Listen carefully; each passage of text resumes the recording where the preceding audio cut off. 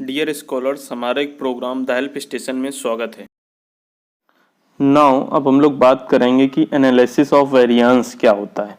तो इसको हम लोग कॉन्सेप्ट पे आते हैं। सबसे पहले इंट्रोडक्शन में बात करते हैं। एनालिसिस ऑफ वेरिएंस को हम लोग एनोवा के नाम से भी जानते हैं। इसको एज अ एब्रीविएशन फुल नाम है इसका जो एनालिसिस ऑफ वेरिएंस, और शॉर्ट फॉर्म में हम लोग बोलते हैं अनोवा।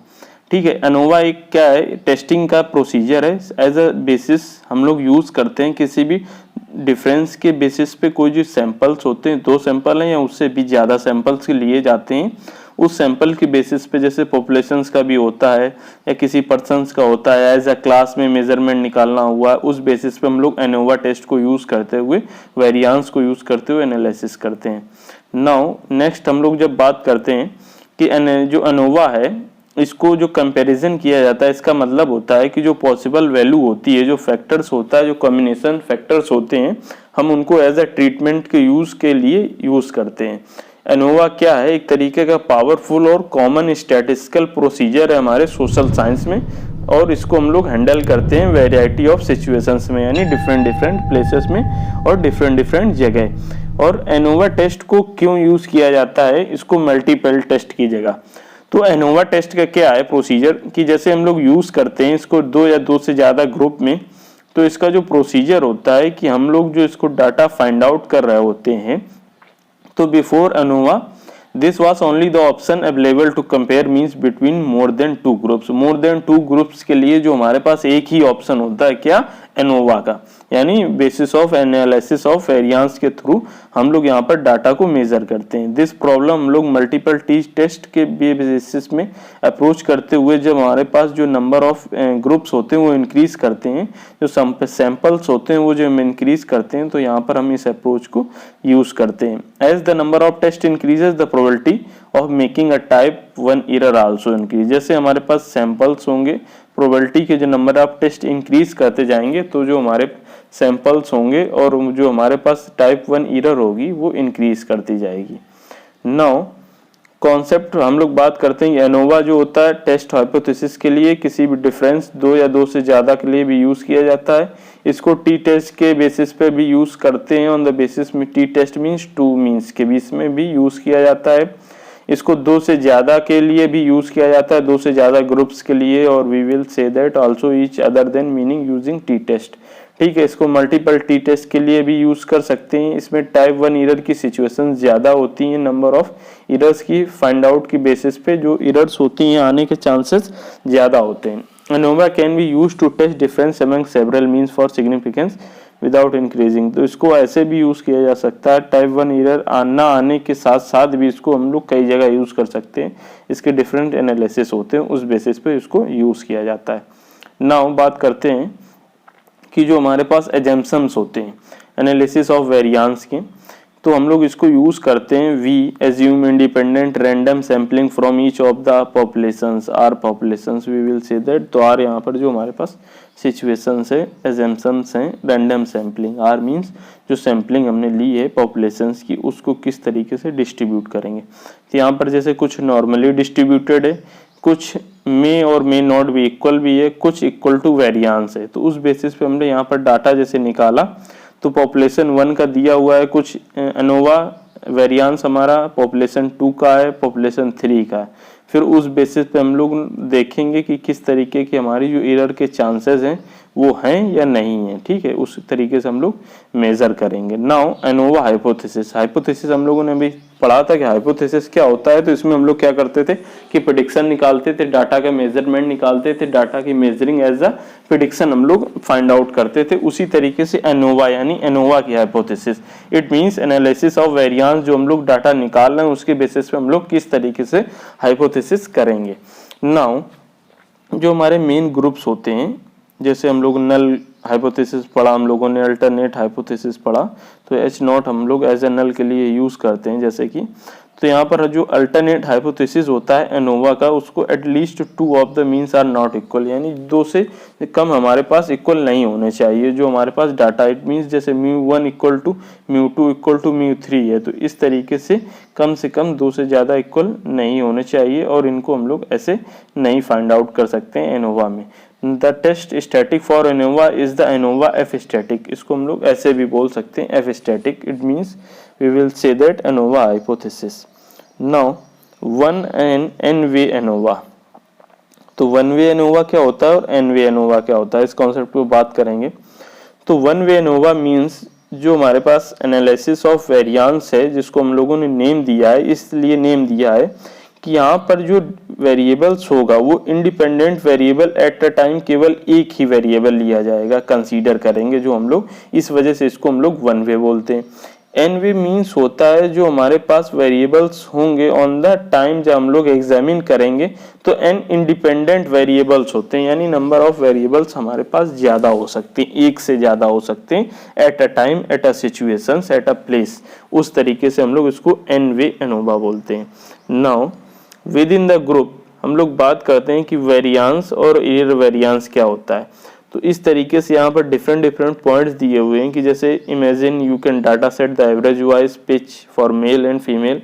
तो जैसे मेल फीमेल का डाटा दिया हुआ है दो ग्रुप्स का, कि उनकी जैसे वॉइस का जो हर्ट्स के फ्रीक्वेंसी में हम लोग अगर उनकी पिच को मेज़र करेंगे तो वो किस तरीके की होगी, मेल्स की लोअर हो सकती है, फीमेल्स की ज़्यादा हो सकती है, कुछ मेल्स की कम हो सकती है, फीमेल्स की ज़्यादा हो सकती है। इस तरीके से डिफरेंट हम लोग साइकोलॉजिकल डिफरेंसेस के बेसिस पे, देन उसके मेल की जो पिच है और फीमेल्स की पिच है उसके बेसिस पे, कुछ डिफरेंस के बेसिस पे कि नई वेरिएंस कहाँ पर होगा, एरर कहाँ पर होगा, देन हम लोग किस तरीके से इसमें कंट्रोल कर सकते हैं इंडिविजुअल बेसिस पे, उस तरीके से हम लोग डिफरेंट हाइपोथेसिस को यूज़ करेंगे। Now between the group variance effect variance, between the group variance और इफेक्ट वेरिएंस, ग्रुप के बीच में वेरिएंस और इफेक्ट वेरिएंस कैसे काम करते हैं। तो यहाँ पर हम लोगों ने भी बात की थी कि जो हमारे पास कभी इंडिपेंडेंट वेरिएबल दिए होते हैं, जैसे एन वे एनोवा होता है और कभी वन वे एनोवा होता है, यानी एक वेरिएबल्स दिया होता है, उस बेसिस पे हम लोग यहाँ पर वेरिएबल्स का मैनिपुलेशन करते हुए, एक्सपेरिमेंटल को यूज करते हुए, जैसे यहाँ पर हम लोगों ने सैम्पलिंग ली थी मेल फीमेल की वॉइस की पिच की, तो उस बेसिस पे हमने लोगों ने मेजर किया कि वेरिएंस के जो चांसेस हैं, एरर के चांसेस हैं, वो किस तरीके के होंगे, यानी वो वेरिएंस को हम लोग किस तरीके से डिपेंड वेरिएबल्स में इंक्लूड कर सकते हैं और ये हमारे पास किस तरीके से इफेक्ट को हमारे पास इफेक्ट करेंगे। इस तरीके से हम लोगों ने इनको कॉन्सेप्ट को समझा। नाउ न्यूमेरिकल्स जैसे यहाँ पर दिए हुए हैं कि प्लॉट ऑफ लैंड है, इस तरीके से नंबरिंग है, और पर एकड़ production data variety of wheat का दिया हुआ है, ABC तीन तरीके के जैसे हमारे पास डाटा हैं, उनके हमारे पास डाटा हैं जो टोटल आउटपुट दिया हुआ है, उस तरीके से हम यहाँ पर इसको सॉल्व आउट करेंगे और सॉल्व करने के बाद इस मेथड को यूज़ करेंगे और इस मेथड को यूज़ करने के बाद सैम्पलिंग को फाइंड आउट करेंगे। नाउ यहाँ पर पूरा क्वेश्चन दिया हुआ है, आप इजीली इसको समझ सकते हैं। समझने के बाद आप यहाँ पर वीडियो को डाउनलोड कर सकते हैं, स्क्रीनशॉट भी ले सकते हैं, स्क्रीनशॉट लेने के बाद अपने कॉन्सेप्ट को समझ भी सकते हैं। Now TSS equal to SS between SSB प्लस SS विद इन SSB, ये हमारे पास वही है जो सिंस टेबुलेटेड और टेबुलेटेड सैम्पलिंग जो सोर्स ऑफ वेरिएशंस है हमारे पास, उसके बेसिस पे जो हम लोग मेजरमेंट करेंगे, तो उस तरीके से हम लोग यहाँ पर सैम्पलिंग लेंगे, कुछ सैम्पलिंग के बेसिस पे हम लोग मेजरमेंट करेंगे। नाउ हमारे पास कुछ फार्मूले दिए हुए हैं कि जैसे करेक्शन फैक्टर होता है CF इक्वल टू सम का square upon number of observation in the matrix, उस बेसिस पे हमने निकाला। उस बेसिस पे निकालने के बाद हम लोग सॉल्यूशंस को भी उस तरीके से भी फाइंड आउट कर सकते हैं। ये हमारे पास दूसरा फार्मूला होता है, दूसरा टाइप होता है। नाउ हमारे पास जैसे टेबल्स दी हुई है, इस टेबल्स में हमने लोगों को देखना है कि जो हमारे पास न्यूमेरस F टेबल दी हुई है, उस बेसिस पे जो हमारे पास वैल्यूज हैं अल्फा की, वो किस किस तरीके से मेज़र की गई हैं और किस किस तरीके से हम लोग उनको यूज़ करेंगे और वहाँ पर वैल्यूज़ को हम लोग वहाँ से निकाल सकते हैं। तो ये वैल्यूज़ हम लोगों को ऑलरेडी चार्ट दिया जाता है या फिर वैल्यूज़ दे दी जाती हैं। नाउ हम लोग बात करते हैं कुछ कॉन्सेप्ट की, जैसे यहाँ पर ये क्वेश्चन दिया हुआ है कि सेल्समैन है हमारे पास ABC, उसका जो डाटा दिया हुआ है कुछ इस तरीके का दिया हुआ है, फिर उसी तरीके से हम लोग इसको फाइंड आउट करेंगे। नाउ हम लोग बात करते हैं कि एप्लीकेशन ऑफ एनोवा क्या होता है। तो एनोवा का जो एप्लीकेशंस है, इसमें जो एनोवा को डिज़ाइन किया गया है कि हम लोग डिफरेंसेस को पॉपुलेशंस के बीच में डिफरेंट ट्रीटमेंट्स के लिए कैसे डिटेक्ट करेंगे।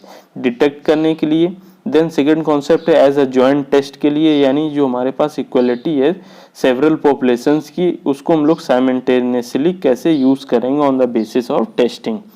Now ANOVA test for the equality of severals के लिए भी यूज़ किया जाता है सेवरल पॉपुलेशंस के बेसिस पे, यानी 2 estimators of the populations variance हैं, तो हम लोग वहाँ पर एनालिसिस ऑफ वेरिएंस किस तरीके से फाइंड आउट करेंगे। नाउ एप्लीकेशंस क्या होते हैं मार्केटिंग में, यानी एनालिसिस ऑफ वेरिएंस के जो एप्लीकेशंस हैं वो मार्केटिंग में कैसे यूज़ किए जाते हैं। तो जो प्रोडक्शन की टेस्टिंग है, कॉपी टेस्टिंग है, जो हमारे पास कॉन्सेप्ट है टेस्टिंग का, कॉमन एप्लीकेशंस हैं through ANOVA analysis survey can be used in retail environment और सिमुलेटेड लैब टाइप एनवायरनमेंट। इस तरीके से ये यूज़ किए जाते हैं। हम इनको किस तरीके से मैनिपुलेट करेंगे, कैसे इनकी टेस्टिंग को यूज़ करेंगे, कैसे इस कॉन्सेप्ट को समझेंगे, उस बेसिस पे हम लोग इसको फाइंड आउट करते हैं।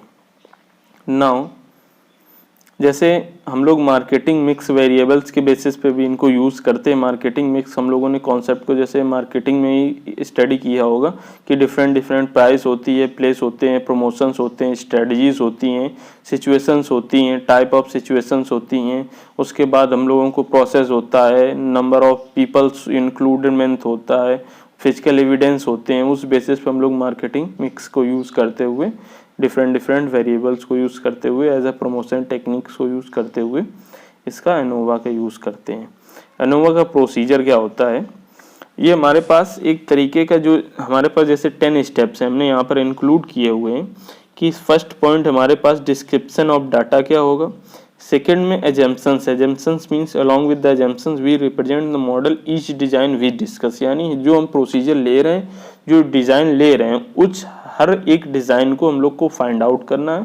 फाइंड आउट करने के बाद हर एक कॉन्सेप्ट को हमें समझना है।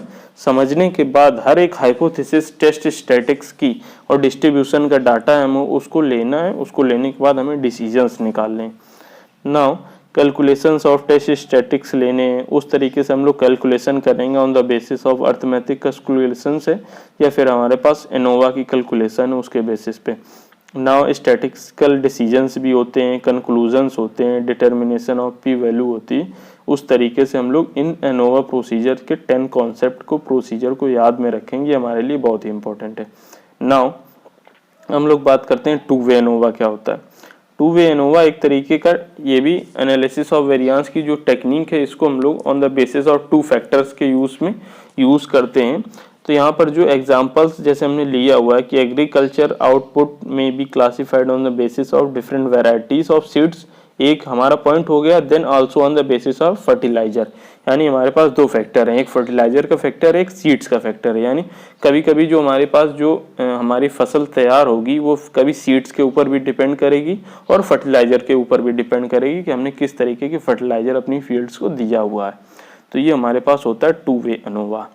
नाउ यहाँ पर एक क्वेश्चंस दिया हुआ है इलस्ट्रेशंस के एज, हमने यहाँ पर आपको डाउट क्लियर करने के लिए क्वेश्चंस दे दिया है कि जैसे जो हमारे पास सीड्स हैं वो किस तरीके फर्टिलाइजर हैं WXYZ, फिर उस तरीके से वैरायटी ऑफ सीड्स दिए हुए हैं ABC, 3 तरीके के सीड्स लिए गए हैं, फिर उनका कैसा प्रोडक्शन हो रहा है, फिर इस तरीके से हमने सोल्यूशन निकालते हुए उनका डाटा चेक किया है कि किस तरीके से उनको फाइंड आउट करेंगे और कहाँ कहाँ पर वो फर्टिलाइजर को किस किस तरीके से यूज़ करेंगे। नाउ यहाँ पर उसका सोल्यूशन दिया हुआ है, जैसे उस क्वेश्चंस का इस तरीके से हम लोग डाटा को फाइंड आउट कर लेंगे। और अगर क्वेश्चंस को डीपली समझना है तो आप इसको नोट डाउन करिए। नोट डाउन करने के बाद स्क्रीनशॉट लीजिए या वीडियो डाउनलोड कर लीजिए, आप उसको देख सकते हैं, इजीली समझ सकते हैं। बहुत ईजी क्वेश्चन है, हमने स्टेप बाय स्टेप हर एक क्वेश्चन को समझाया हुआ है। नाउ यहाँ पर जैसे दूसरा प्रोसीजर दिया हुआ है, उसी तरीके से दूसरा सोल्यूशन दिया हुआ है। तो यहाँ पर हमने काफ़ी क्वेश्चंस को इंक्लूड कर दिया हुआ है और यहाँ पर आपको इजीली समझने में कोई भी प्रॉब्लम्स नहीं होगी और आप इनसे डिफरेंट क्वेश्चंस को समझ सकते हैं और डाटा को समझ सकते हैं, स्क्रीनशॉट भी ले सकते हैं। स्क्रीनशॉट लेने के बाद हर एक सोल्यूशंस को समझ सकते हैं। नाउ अब हम लोग बात करेंगे कि ची स्क्वायर क्या होता है। ची स्क्वायर जैसे हम लोग कॉन्सेप्ट को समझते हैं कंपेयरिंग वेरिएंस के थ्रू। तो यहाँ पर हम लोग देखते हैं जो सैंपल्स लेते हैं, जो हमारे पास सैंपल का डाटा है, हम उसको किस तरीके से यूज़ करेंगे। तो हमारे पास जैसे यहाँ पर एक हमने क्वेश्चंस लिया हुआ है, उस तरीके से हमने इसको फार्मूला यूज़ किया है कि समेशन ऑफ xi/n, x बार दिया हुआ है, x बार means it which we will use as a mean माने टोटल डाटा निकालने के बाद हमने स्टैंडर्ड डेविएशन निकालते हुए इसको फाइंड आउट किया है और इसका यूज़ किया है। नाउ अब हम लोग बात करेंगे कि नॉन पैरामेट्रिक टेस्ट क्या होता है। नॉन पैरामेट्रिक टेस्ट जो होते हैं एक तरीके का जो इसका डिस्ट्रीब्यूशन होता है वो फ्री ऑफ मेथड होता है। इसको हम लोग यूज़ करते हैं कभी भी एजम्पशंस के लिए। उसमें जो प्रोबेबिलिटी का डिस्ट्रीब्यूशन होता है वो हमारे लिए स्टैटिक्स रहता है। उसको यूज़ करते हुए हम लोग डिफरेंट डिफरेंट डाटा को फाइंड आउट करते हैं। यहाँ पर उसके भी कुछ क्वेश्चंस दिए हुए हैं, आप यहाँ पर इजीली इसको स्क्रीनशॉट ले सकते हैं। स्क्रीनशॉट लेने के बाद नोट डाउन करिए। नोट डाउन करने के बाद इसको आप इजीली समझिए। यहाँ पर हमने हर एक कॉन्सेप्ट को डीपली समझाने की कोशिश की है ताकि आपको कोई भी कॉन्सेप्ट डाउट ना हो और आप इजीली समझ सकें। नाउ यहाँ पर इसके सॉल्यूशंस भी दिए हुए हैं, इस तरीके से हर एक इलस्ट्रेशंस के सॉल्यूशंस दिए हुए हैं। नाउ कुछ टेस्ट ऑफ प्रोपोर्शंस दिया हुआ है, इसके भी सॉल्यूशंस दिए हुए हैं। इस तरीके से हम लोगों ने इन कॉन्सेप्ट को समझा है और यहाँ पर इनको यूज़ किया है और इनके प्रॉब्लम्स को सॉल्व आउट किया और इन प्रॉब्लम्स को सॉल्व करने के बाद डिफरेंट डिफरेंट क्वेश्चंस को सॉल्व आउट किया। नाउ अब हम लोगों ने समझा आज इन सब कॉन्सेप्ट को। अगर आपने अभी तक हमारे चैनल को सब्सक्राइब नहीं किया है तो सब्सक्राइब करें और कमेंट बॉक्स में कमेंट करें कि आपको क्या प्रॉब्लम्स हो रही है और क्या प्रॉब्लम्स आ रही है। तो इस तरीके से आप इन कॉन्सेप्ट को समझ सकते हैं। Thank you very much.